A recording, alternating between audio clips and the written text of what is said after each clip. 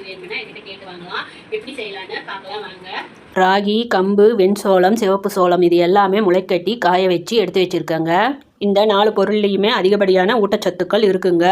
அந்த சத்துக்கள் போதாதுன்னுட்டு அது கூட வெள்ளை நிற எள்ளு, மக்கானா, சுக்கு, ஏலக்காய், பிஸ்தா, பாதாம், முந்திரி எடுத்துருக்கேங்க. இதெல்லாம் தனித்தனியாக வறுத்து எடுத்துக்கலாங்க. இரும்பு கடாயில் வறுத்து எடுத்துக்குங்க. அப்போ தான் அந்த சத்துக்கள் அப்படியே இருக்கும். வறுத்து ஆறின பிறகு ஆச்சிட்டு வந்துடலாங்க. மக்கானாவில் பெண்களுக்கு தேவையான ஊட்டச்சத்துக்கள் அதிகமாக இருக்குங்க.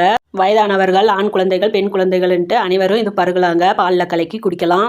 மால்ட்டு செய்கிறதுக்கு யாருமே வெள்ளை நிற எள்ளு பயன்படுத்தியதே இல்லைங்க. நான் வெள்ளை நிற எள்ளை பயன்படுத்தியிருக்கேன். எலும்பு நல்லா வலுவாக இருக்கணுங்கிறதுக்காக. இனிப்பு சுவைக்காக நாட்டு சர்க்கரையை நான் பயன்படுத்தியிருக்கேங்க.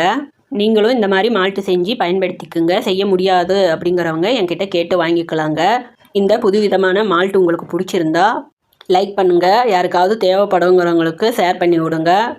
வேணுங்கிறவங்க ஆர்டர் பண்ணுங்கள். உங்கள் ஆரோக்கியம் உங்கள் கையில்.